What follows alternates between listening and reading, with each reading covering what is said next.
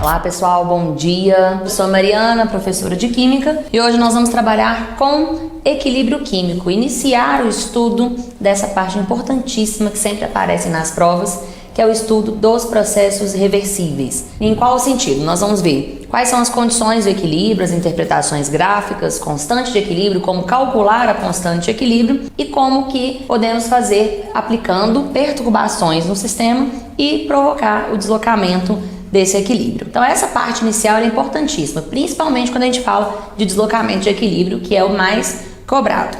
Então vamos lá. Equilíbrio químico, então, vai ser o estudo dos sistemas reversíveis. Teoricamente, qualquer reação química é reversível, se ela estiver em sistema fechado. Teoricamente, mas tem reações que elas são praticamente irreversíveis. Então o estudo aqui vai ser daquelas que são reversíveis. Então, equilíbrio químico estuda os sistemas reversíveis. Como assim? A gente pode, então, pegar aqui de um lado da equação que representa o equilíbrio os reagentes. No sentido direto dessa equação, nós vamos formar aqui os produtos. E no sentido inverso dessa equação que representa a reação, nós vamos fazer com que os produtos voltem a ser reagentes. Então, nós temos aqui, a reação direta. Então, por convenção, nós temos essa representação que é a equação química, a representação matemática do equilíbrio. Então, no sentido para a direita da reação direta, vai ser reagente transformando em produtos, e no sentido inverso, a reação inversa, vai ser dos produtos voltando a ser reagentes. Então, um sistema em equilíbrio, ele pode então apresentar maior concentração no equilíbrio dos reagentes ou de produtos, depende da extensão desse equilíbrio. Então, para eu afirmar que um sistema entrou em equilíbrio dinâmico aqui, nós temos algumas condições para afirmar que o sistema entrou em equilíbrio. Vocês precisam saber quais são essas condições. Bom, primeira condição é em termos de velocidade das reações, direta e inversa. Então, para que um sistema esteja em equilíbrio, a velocidade da reação direta tem que ser igual à velocidade da reação inversa. E essa relação aqui a gente pode representar graficamente. Então, imagina aqui um gráfico em que nós temos a velocidade das reações pelo caminho da reação, pelo tempo, né? Um pouco de caminho da reação progressiva, tempo que essa reação ocorre. No início, como eu tenho mais reagentes, a concentração dos reagentes é alta, quanto maior a concentração dos reagentes, maior a velocidade da reação. Então, no início aqui a gente tem a velocidade da reação direta. E no início, a reação inversa é zero, porque no início da análise de uma reação que entrará em equilíbrio, eu não tenho nada de produtos. À medida que os reagentes vão sendo consumidos, a velocidade da reação direta vai diminuindo. À medida que os produtos vão sendo formados, a velocidade da reação inversa aumenta. Chega um ponto que essas velocidades, elas se igualam. No ponto em que essas velocidades se igualam, a gente fala que alcançou o equilíbrio. Mas isso é para velocidade. Então, quando as velocidades das reações direta e inversa se igualam e ficam constantes, significa que o sistema entrou em equilíbrio. Então, aqui nós temos a velocidade da reação direta igual à velocidade da reação inversa. Então, para afirmar que um sistema entrou em equilíbrio, essas velocidades elas têm que ser constantes e iguais. Se elas são constantes e iguais, eu não tenho nem mais formação aumentando, né, de produtos nem de reagentes. Então, eu não vario mais a concentração de reagentes e produtos. Então, no equilíbrio, a concentração dos reagentes e a concentração de produtos, elas são constantes, mas não necessariamente iguais. Constante significa não varia, mas essas concentrações elas não têm que ser iguais no equilíbrio. A velocidade, sim. Então, elas são constantes, mas não necessariamente iguais. Então, nós temos três gráficos que podem representar uma situação de equilíbrio. Aqui de velocidade, elas têm que ser sempre iguais. Agora, em termos de concentração, eu posso ter três comportamentos que a constante de equilíbrio que a gente vai estudar vai mostrar pra gente. Qual que é esse comportamento? Aqui nós temos a possibilidade das velocidades serem iguais, das concentrações, serem iguais ou diferentes. Vamos representar esses gráficos. Então vamos fazer gráficos aqui de concentração das espécies no equilíbrio em mol por litro, então estou colocando entre colchetes, e o caminho da reação. Então qual que é o comportamento que a gente pode encontrar? A gente pode ter um comportamento em que a concentração dos reagentes vai diminuindo e a concentração dos produtos aumentando até que elas fiquem iguais, constantes e iguais. Nesse ponto que elas ficam constantes, é o ponto que o sistema entrou em equilíbrio. Então aqui em cima a gente representa a concentração dos reagentes, que vai diminuindo ao longo do tempo, e aqui embaixo a concentração dos produtos, que vai aumentando ao longo do tempo. Então aqui nós temos uma situação em que a concentração dos reagentes se iguala à concentração dos produtos. Isso é muito raro de acontecer, mas é uma possibilidade. Então aqui, como a constante de equilíbrio que nós vamos calcular de uma reação, vamos colocar aqui do lado, ó, a constante de equilíbrio da reação, em termos de concentração, que a gente chama de Kc, vai ser a concentração dos produtos sobre a concentração dos reagentes, elevado aos respectivos coeficientes estequiométricos. Por que eu estou falando disso? Se as concentrações são iguais, nessa situação nós vamos ter uma constante de equilíbrio igual a 1.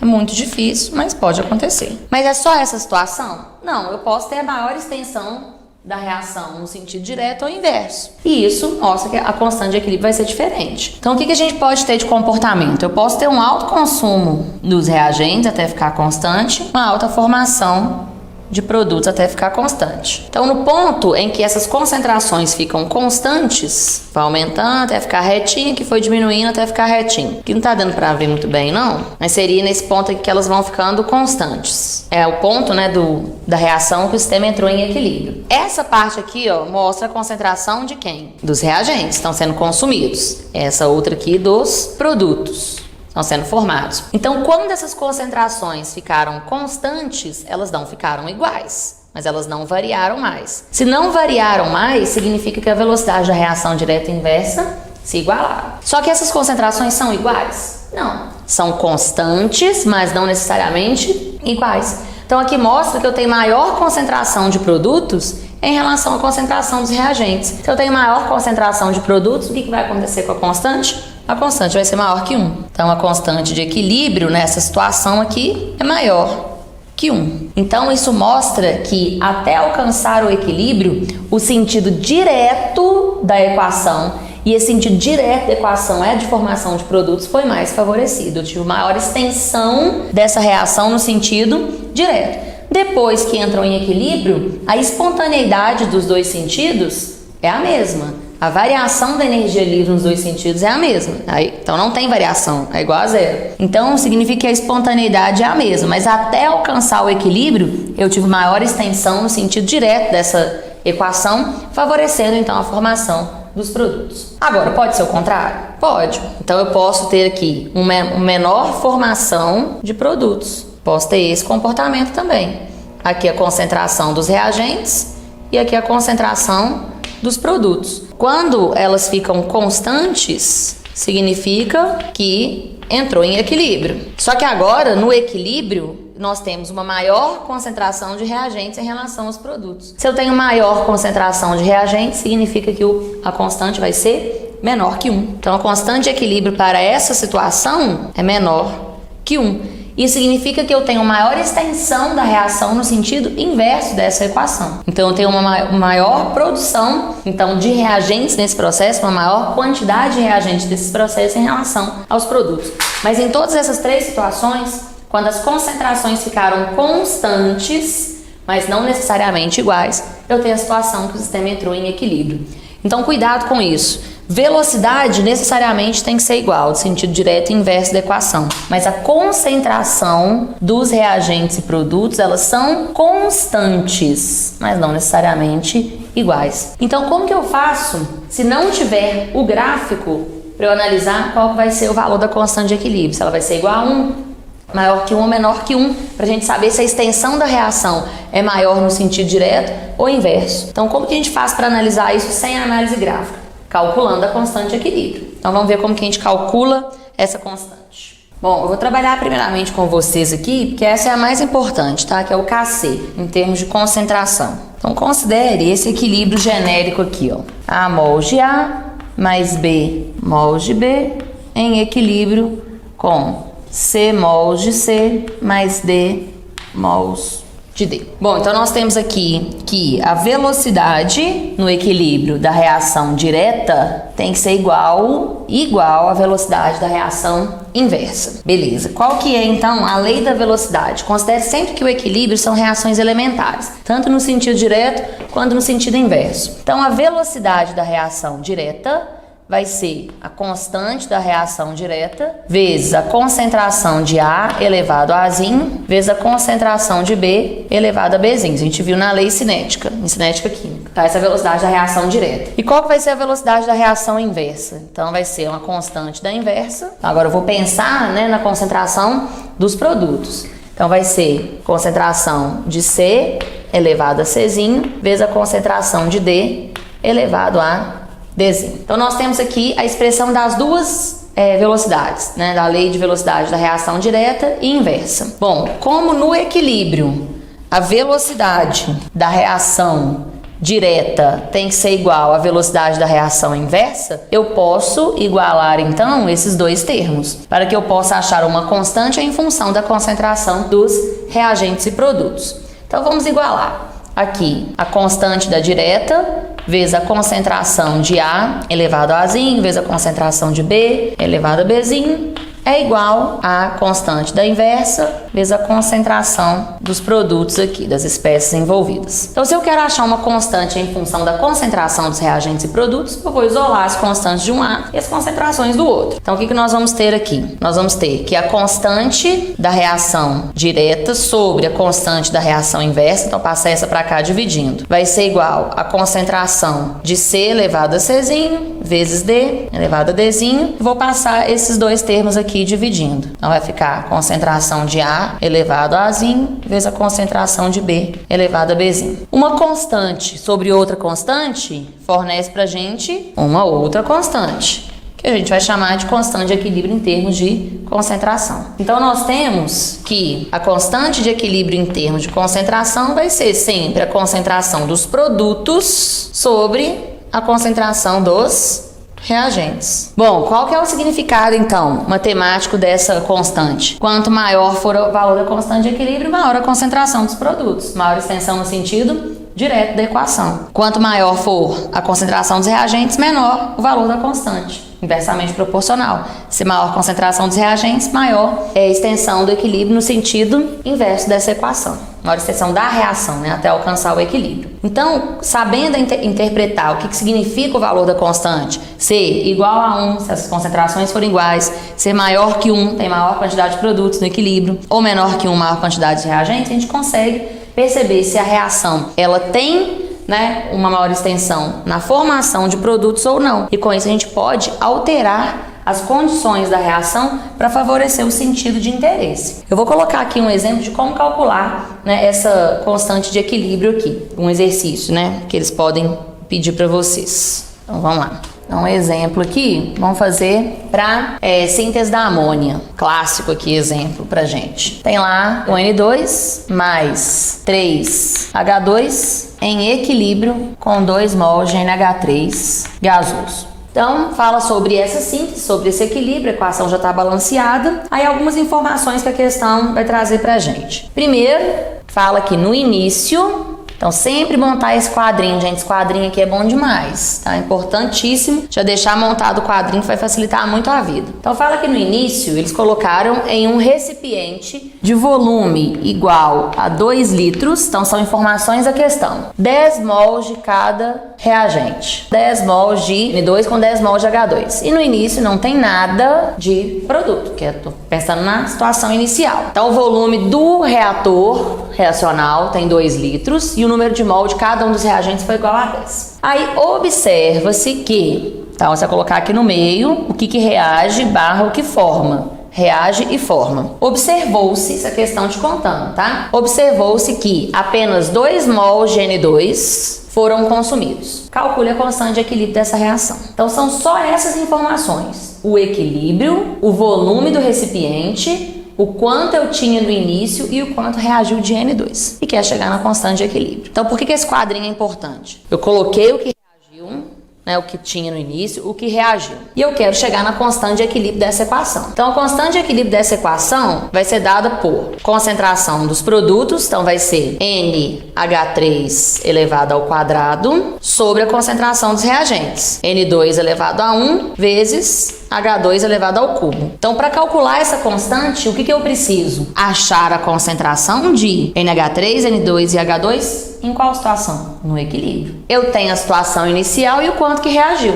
Então, eu preciso achar a situação final, que é a situação do equilíbrio. Então, eu vou colocar de outra cor aqui, porque de azul são os dados da questão. E eu vou colocar aqui de laranja o que eu tenho que interpretar. Então vamos lá. A questão me falou que apenas 2 mols de N2 reagiram. Então aqui nessa linha do meio, isso tem que estar de acordo com a proporção estequiométrica da reação. A reação mostra que 1 mol de N2 consome 3 mols de H2. Então essa é a minha proporção teórica. Se 1 mol consome 3, 2 mols que reagiram vão consumir quanto? Se é de 1 para 3, se eu dobrei aqui, eu dobro aqui. Então vão ser 6 mols de H2. Então, se é 1 para 3, 2 para 6. E aqui, 1 para 2. Então, se 1, de acordo com a estequiometria, forma 2 mol de NH3, então 2 mol de N2 vão formar quanto? 4. Então, essa primeira linha, nem a última, tem que estar de acordo com a proporção estequiométrica. Tem que ser a do meio, reage e forma. Então, aqui é 1 para 3 para 2. É a mesma proporção que 2 para 6 para 4? É, só dobrei. Então, eu tinha 10, consumiu 2. Se eu tinha 10, consumiu 2, sobra quanto no equilíbrio? 8. Então aqui eu estou subtraindo. 10 menos 2, 8. Eu tinha 10, consumi 6, sobra quanto? Sobra 4. Então dos reagentes a gente subtrai. Agora o produto é formado, então a gente soma. Eu tinha 0, formou 4, continua então com 4. Então essa é a quantidade em mol, quantidade de matéria que eu tenho das espécies no equilíbrio, no final. Só que a concentração aqui tem que ser em mol por litro e o volume não é de 1 litro. Então, eu preciso achar a concentração no equilíbrio. Então, a concentração em mol por litro no equilíbrio vai ser igual a quanto? Eu vou dividir esse número de mol por 2. Então, dividindo 8 por 2, vai dar 4 mol por litro. 4 dividido por 2, 2 mols por litro. E 4 dividido por 2, porque o sistema todo tem 2 litros, 2 mols por litro. Então, achamos a concentração no equilíbrio, basta jogar aqui na expressão da constante. Então, aqui vai ficar a concentração de NH3 no equilíbrio 2 elevado ao quadrado, sobre a concentração de N2, né, que é 4 elevado a 1, vezes a concentração de H2, que é 2 elevado ao cubo. Então aqui, simplificando, vai ficar 1/8. Então o valor da constante de equilíbrio dessa equação vai ser de 0,125 e não tem unidade da constante. Então 0,125, o que acontece aqui com esse valor? Ele é menor que 1. Se ele é menor que 1, significa que eu tenho uma extensão do equilíbrio baixa na produção, né, do NH3. Eu tenho maior concentração dos reagentes em relação aos produtos.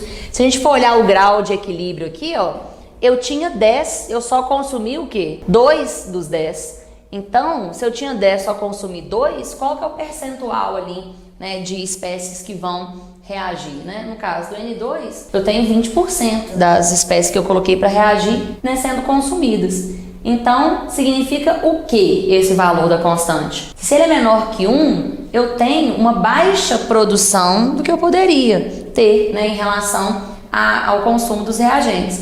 Então, se a produção de amônia, que é o meu objetivo, está baixa nesse equilíbrio, ó, porque mostra que a constante está a 0,125. Então, tem jeito de deslocar esse equilíbrio no sentido de produção de amônia? Tem. Então, se o objetivo da indústria é a produção de amônia e não a sua decomposição, essa situação aqui não está favorecendo a produção de amônia. Se essa situação não está favorecendo a produção de amônia, porque o KC aqui tinha que ser alto. Tinha que ser alto o KC para mostrar que tem alta concentração de produtos. Como o KC está menor do que 1, existem situações que eu desloco esse equilíbrio. Então, o que a gente vai ver agora? Como que eu faço para favorecer a produção de amônia, né? Isso é uma pergunta da prova. O que pode ser feito para aumentar a produção de amônia, já que eu encontrei, né, esse valor de constante para essa situação? Então vamos ver como que é possível deslocar o equilíbrio pelo princípio de Le Chatelier. Deslocamento de equilíbrio, a gente vai trabalhar com o princípio de Le Chatelier. O que o princípio de Le Chatelier mostra pra gente, né? Diz pra gente o seguinte, que se um sistema em equilíbrio, ele sofrer alguma perturbação, ou seja, se for aplicada alguma força a esse sistema em equilíbrio, ele vai, em resposta a essa perturbação, se deslocar no sentido direto ou inverso da equação, de modo a minimizar os efeitos dessa perturbação, dessa força aplicada, para restabelecer uma nova situação de equilíbrio. Então, eu perturbei o equilíbrio, ele vai deslocar até restabelecer uma nova situação de equilíbrio. Então,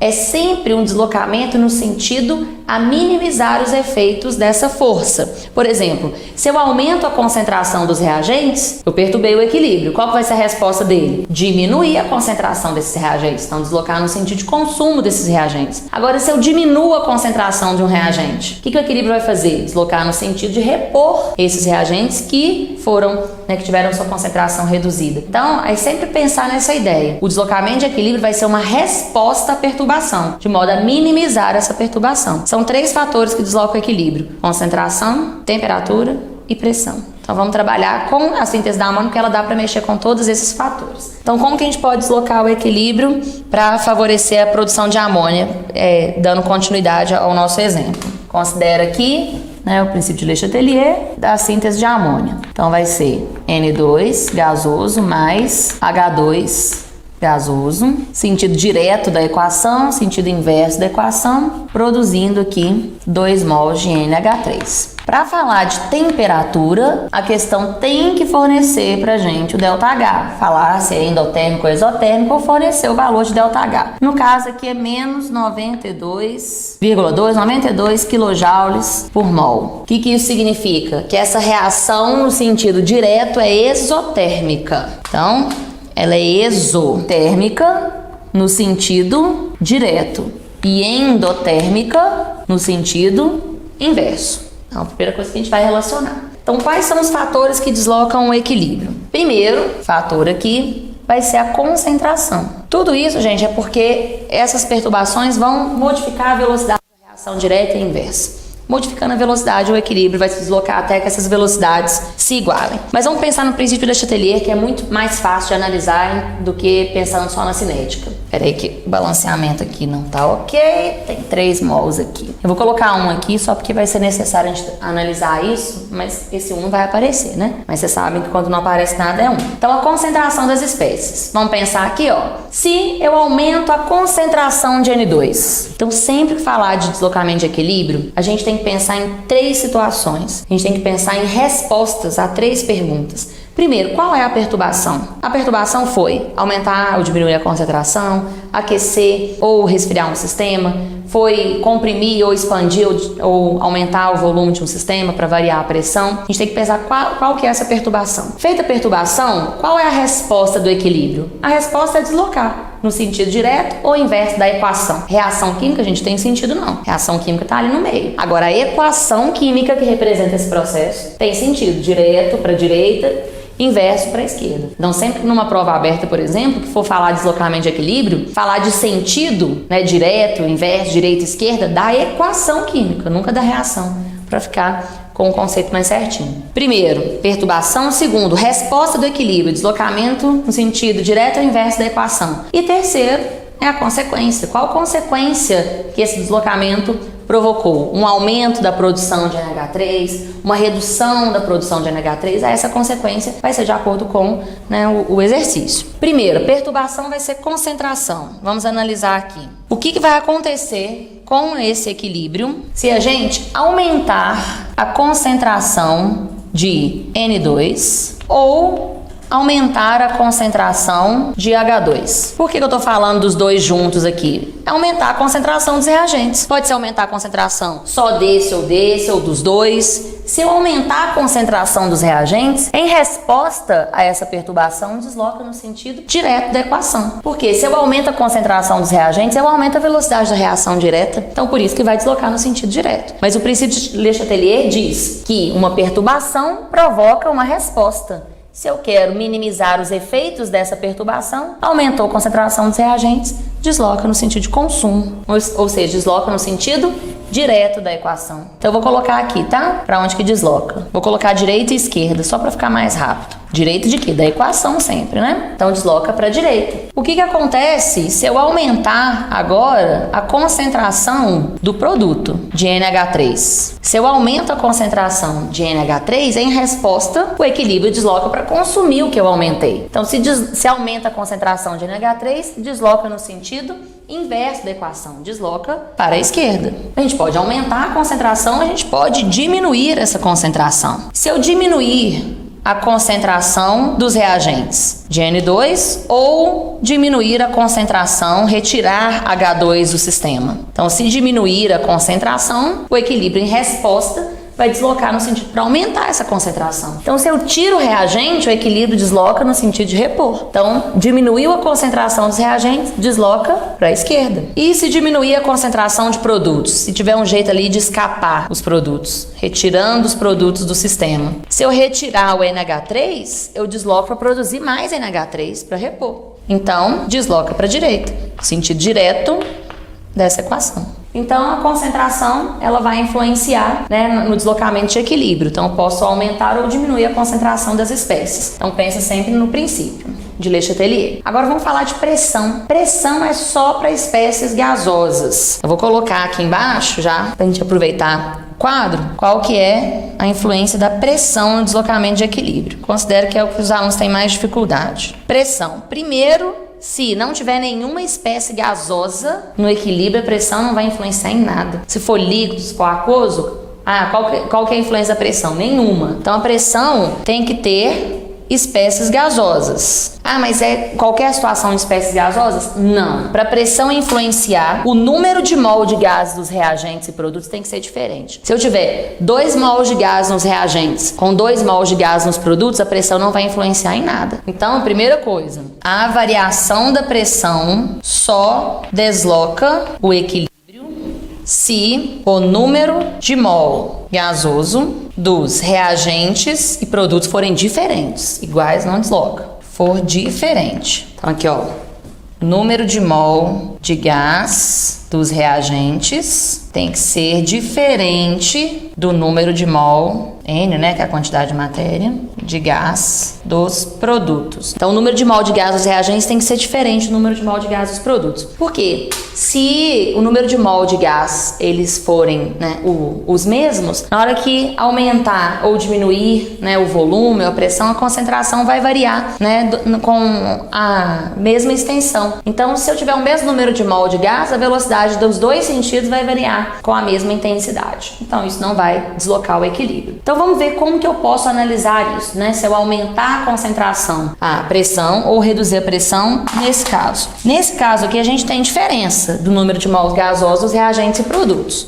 Então, vamos destacar isso. Aqui eu tenho 1 mol de gás com 3 mols de gás. Então, qual que é o volume gasoso aqui? 4 mols de gás nos reagentes. E nos produtos? Eu tenho 2 mols de gás. Então, se o número de mol de gás nos reagentes e produtos for diferente, a pressão vai deslocar o equilíbrio. Então, vamos pensar o que vai acontecer, né, com essa variação da pressão. Vamos pensar aqui comigo, ó. Então, estou puxando aqui essa parte de pressão para cá, tá? Falando de pressão ainda. Então, vamos lá. Eu vou aumentar a pressão do sistema. Aumentar a pressão aqui significa o quê? Significa diminuir o volume. Isso aqui é um aumento da pressão por compressão, reduzindo o volume. Mas tem outras formas de aumentar a pressão, não tem? Tem. Eu posso aumentar a pressão parcial dos gases, que é a mesma coisa que aumentar a concentração. Eu posso aumentar a pressão total introduzindo o gás inerte. Olha lá, cinética ajudando a gente aqui. Se eu introduzir um gás inerte, eu aumento a pressão total do sistema, mas eu não vario a concentração, então não vou alterar a velocidade, nem no sentido direto nem inverso. Então não desloca o equilíbrio. Então a única forma de variar a pressão e deslocar o equilíbrio vai ser o quê? Por compressão ou por expansão. Então se eu aumento a pressão porque eu estou comprimindo o sistema, estou diminuindo o volume, o que acontece? Ao diminuir o volume, eu aumento a concentração de todos os gases. Então essa é a perturbação. Se eu aumento a pressão, eu aumento a concentração de todos os gases. Então para diminuir essa concentração de todos os gases, o equilíbrio desloca no sentido em que há o quê? Menor volume gasoso. Então, o aumento da pressão aumenta a concentração de todos os gases. Então, para diminuir os efeitos dessa perturbação, ele vai deslocar no sentido em que há menor número de mols gasosos para atingir uma nova situação de equilíbrio. Então, o aumento da pressão e redução do volume, vocês têm que pensar sempre que isso vai aumentar a concentração dos gases. Se aumenta a concentração dos gases, o equilíbrio dá um jeito de quê? De diminuir. É sempre uma compensação. Então, desloca no sentido em que há menor volume gasoso, número de mols gasosos, que neste caso é o sentido direto. Então, desloca no sentido em que há menor volume gasoso. Volume gasoso, número de mol de gás, tá, gente? Mesma coisa aqui, porque volume e número de mol de gás são diretamente proporcionais. Então, desloca no sentido em que há menor volume gasoso, que é o direto nesse caso. Poderia ser ao contrário, a gente tem que analisar, não decorar. Então, é direto nesse caso, porque tem 4 e 2. Isso se aumentar a pressão. Agora vamos diminuir. Se a gente diminui a pressão, aqui vai ser por expansão, por aumento do volume. Então, a gente vai diminuir a pressão. E aqui diminuir a pressão vai ser aumentar o volume. Então, eu vou expandir os gases. Ao expandir os gases, eles vão ficar mais diluídos. Vai diminuir a concentração. Então, a gente tem que pensar nisso aqui também. Eu estou diminuindo a concentração de todos os gases. Aí o equilíbrio vai lá e fala, opa, diminuiu a concentração dos gases. Você tem que dar um jeito de aumentar. Então, se eu faço uma expansão, diminuindo a pressão, diminui a concentração, o equilíbrio para, minimizar os efeitos dessa redução, desloca no sentido em que há maior volume gasoso. Então, se eu diminuo a pressão, o equilíbrio tem que dar um jeito de aumentar a pressão. Como que ele aumenta a pressão? Produzindo mais mols gasosos. Então, aqui, desloca no sentido em que há maior volume gasoso, maior número de mols gasosos, que é, neste caso aqui, o sentido inverso. Variou a pressão, tem que olhar se tem pelo menos uma espécie gasosa, tá? Viu que tem espécie gasosa. Segundo passo, analisar se o número de mols gasosos dos reagentes e produtos é diferente. Se for igual, a pressão não desloca o equilíbrio. Se for diferente, então, se aumentar a pressão, desloca para onde tem menos, para reduzir essa pressão. Se diminui a pressão, desloca no sentido que tem mais gases para aumentar essa pressão. Sempre no sentido contrário. Agora, para fechar, tem temperatura. Temperatura desloca o equilíbrio e é o único fator que, além de deslocar o equilíbrio, altera o valor da constante. Então, eu tenho que apagar aqui para a gente discutir a temperatura, que tem mais situações aqui. A gente fechar a nossa aula de hoje falando de deslocamento de equilíbrio. Vamos falar sobre temperatura.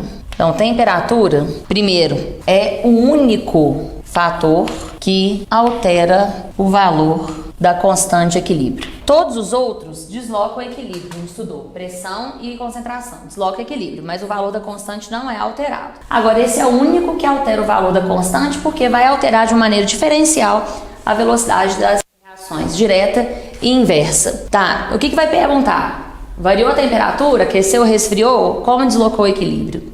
Beleza, o jeito que deslocar o equilíbrio vai influenciar em aumentar ou diminuir o valor da constante. Então vamos lá, vamos discutir isso aqui. Quando a gente pensa numa reação endotérmica e exotérmica, pode reescrever essa equação assim, ó. 1 mol de N2 mais 3 mols de H2. No sentido direto dessa equação, ela é exotérmica. Então eu posso colocar a energia participando da equação. Então 2 mols de NH3 mais essa energia, 92,2 quilojoules, liberando e produzindo essa energia no sentido que é exotérmico. No sentido inverso dessa equação, nós temos o sentido que os produtos absorvem energia para formar os reagentes, que é o sentido endotérmico.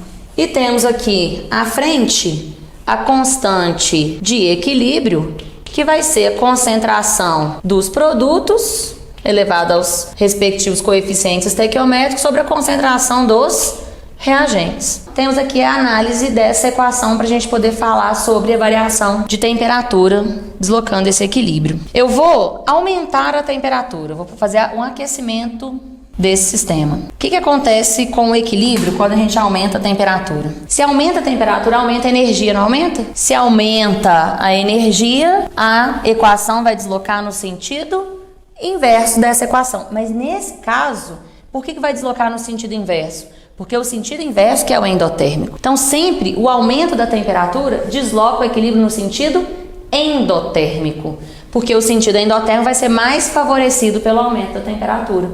Então, se eu aumento essa energia, desloca no sentido de consumir esse aumento de energia, porque o sentido endotérmico é o sentido que resfria. Então, se aumenta a temperatura, ele desloca no sentido que vai resfriar o sistema e a vizinhança. Então, o aumento da temperatura desloca no sentido endotérmico. E neste caso, deslocar no sentido endotérmico é o inverso.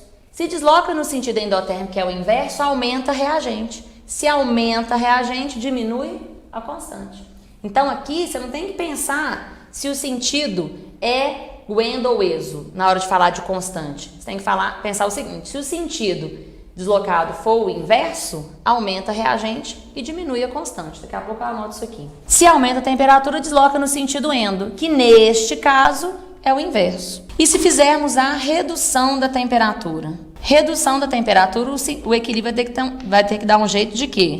De aumentar. Então, se eu resfriei o sistema, ele desloca no sentido que aquece, que é o exotérmico. Se eu resfrio o sistema, eu tiro energia. Se eu tiro energia, desloca no sentido de repor, no sentido, então, exotérmico. Então, sempre a redução da temperatura desloca no sentido exotérmico. E neste caso, o sentido exotérmico é o direto. Se desloca no sentido direto, aumenta produto. Se aumenta produto, aumenta a constante. Então, na hora de avaliar a influência da temperatura no valor da constante, você tem que pensar o seguinte: se desloca no sentido direto, aumenta a concentração de produtos, aumenta o valor da constante. Se desloca no sentido inverso, aumenta a concentração dos reagentes. Então, diminui o valor da constante. Então, deslocamento de equilíbrio, gente, não é decorar, é analisar. É analisar que o equilíbrio ele sempre desloca no sentido contrário à perturbação. Então, se eu aumento a temperatura, desloca no sentido endo. Se eu diminuo a temperatura, desloca no sentido exo. Se o sentido deslocado for o direto, aumenta produto, aumenta a constante. Se o sentido deslocado for o inverso, aumenta a reagente, diminui a constante. Então, sempre tem que escrever na prova, analisar, colocar, reescrever a equação, colocando a energia, contando o número de mols e fazendo essa análise, não erra nas questões de deslocamento de equilíbrio que sempre caem nas provas. Só para fechar aqui, nós temos esses fatores e se falar que adicionou catalisador, gente, o catalisador não desloca equilíbrio. Ele só faz com que o equilíbrio seja alcançado mais rapidamente, porque o catalisador diminui a energia de ativação da reação direta e inversa na mesma proporção. Então ele não vai deslocar o equilíbrio, porque ele vai alterar a velocidade da reação direta e inversa na mesma proporção. Só o equilíbrio vai ser alcançado mais rapidamente, mas sem deslocamento. Então aqui a gente fecha a parte de equilíbrio químico 1. Muito obrigada, beijão, tchau, tchau.